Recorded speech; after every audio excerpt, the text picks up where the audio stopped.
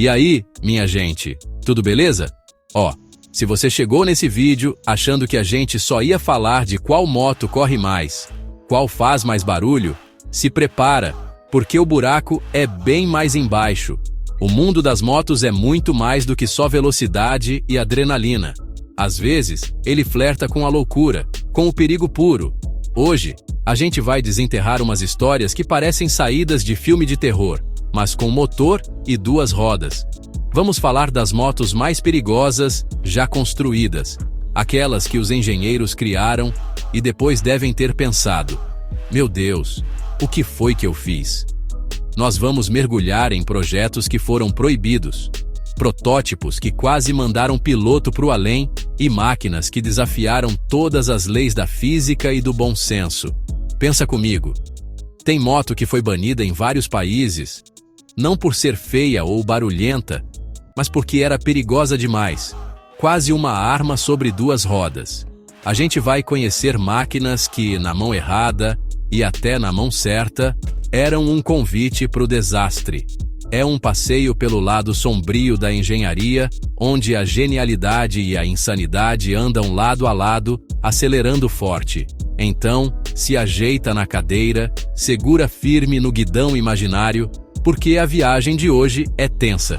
A gente vai separar o joio do trigo, o piloto do passageiro da agonia. É a lista que separa os ousados dos malucos. Se você tem coração fraco, talvez seja melhor assistir um vídeo de gatinho. Mas se você, assim como eu, é fascinado por essas lendas do asfalto, então vem comigo, que o show de horrores sobre duas rodas vai começar. Prepara o capacete e a coragem, porque você vai precisar. Vamos começar com uma moto que prometia o céu, mas entregava um bilhete só de ida para o hospital.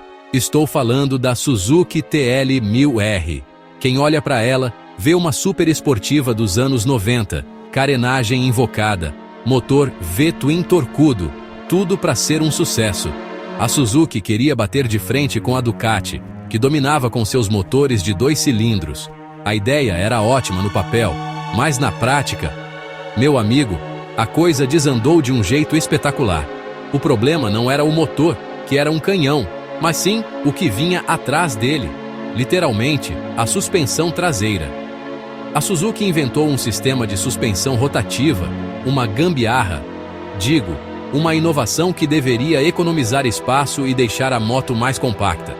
Só que essa inovação tinha um pequeno defeito de fabricação. Ela superaquecia.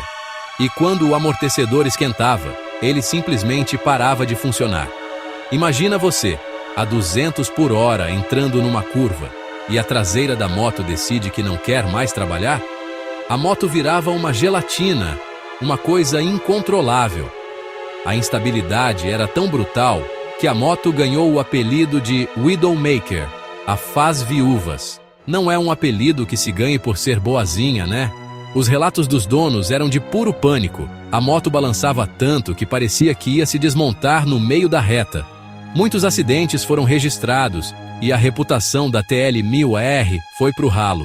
A Suzuki até tentou corrigir o problema nos modelos seguintes, colocando um amortecedor de direção e fazendo ajustes, mas a fama já estava feita. Ela se tornou uma lenda, não pela performance que prometia, mas pelo perigo que entregava. É aquela moto que você olha na garagem e pensa 2 vezes antes de girar a chave, se perguntando se hoje é o seu dia de sorte ou de azar. Agora a gente vai voltar um pouco no tempo, lá para os anos 70, para falar de uma moto que era o terror personificado. O nome dela? Kawasaki H1 Mach 3500. Mas ninguém chamava ela assim. O apelido que pegou foi muito mais sinistro, a Viúva Negra. E olha, ela fez por merecer cada letra desse nome. Pensa num coquetel mortal, um motor de 2 tempos, 3 cilindros, que entregava uma potência absurda para a época. Tudo isso num chassi que parecia feito de macarrão e com freios que eram mais um enfeite do que um sistema de segurança. Era a receita perfeita para o desastre. A Mach 3 era leve, ágil e brutalmente rápida. Quando você torcia o cabo do acelerador, o motor acordava com uma fúria que nenhuma outra moto da época conseguia igualar. O problema é que todo o resto da moto não acompanhava essa selvageria. O chassi se torcia nas curvas, a frente empinava com qualquer provocação no acelerador e, na hora de parar, bom, era melhor ter rezado antes. Os freios a tambor eram tão ineficientes que frear era mais uma sugestão do que uma ordem. Era uma moto que te jogava de 0 a 100 km por hora num piscar de olhos e te deixava descobrir sozinho como parar. Os pilotos da época diziam que pilotar uma Mach 3 era uma guerra constante. Você não pilotava, você sobrevivia. As curvas eram um pesadelo, porque a moto não sabia se queria seguir reto, deitar ou te jogar no chão. As retas eram igualmente perigosas, porque qualquer ondulação no asfalto podia te mandar para o espaço. Ela não perdoava erros. 1 milésimo de segundo de distração e já era. A Viúva Negra deixou um rastro de histórias assustadoras e se tornou um ícone, um lembrete de uma era em que as fábricas construíam motos que eram mais rápidas do que a própria tecnologia de segurança permitia. Se as outras duas motos eram perigosas por causa de defeitos de projeto, a nossa próxima candidata é perigosa por pura e simples ignorância das leis da física. Senhoras e senhores, com vocês, a Boss Hoss V8. O nome já entrega o absurdo da coisa. Isso não é bem uma moto, é um altar para a insanidade sobre duas rodas. A ideia dos criadores foi simples. E se a gente pegasse um motor de carro, um V8 da Chevrolet, e colocasse num quadro de moto? O resultado é essa monstruosidade que você está vendo.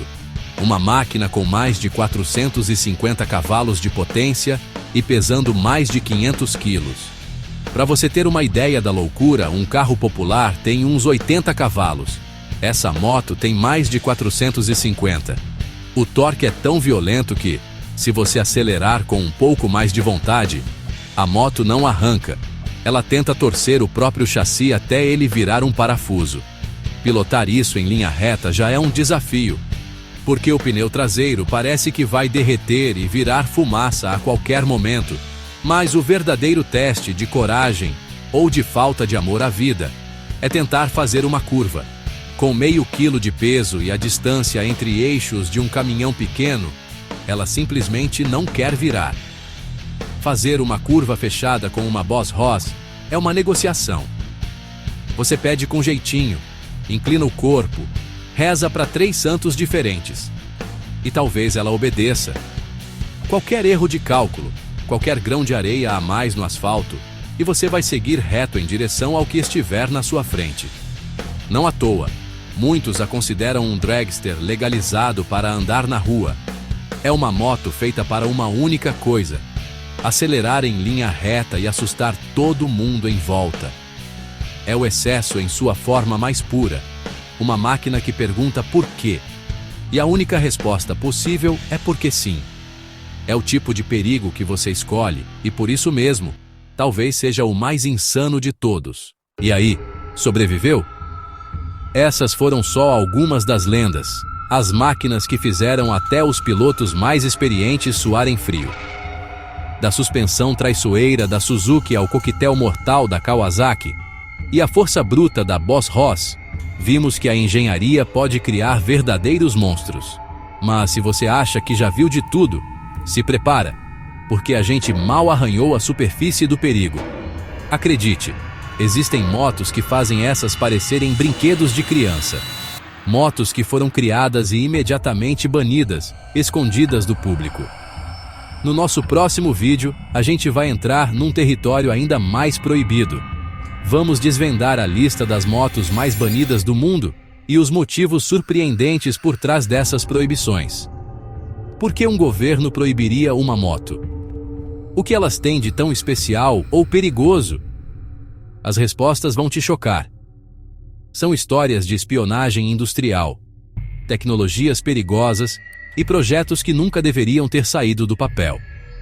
Então, se você não quer ficar de fora dessa investigação, já sabe o que fazer, né? Se inscreve aqui no canal, que é de graça e ajuda demais. Ativa o sininho para não perder essa estreia, porque o YouTube tá meio esquecido e não avisa todo mundo. E claro, deixa seu comentário aqui embaixo.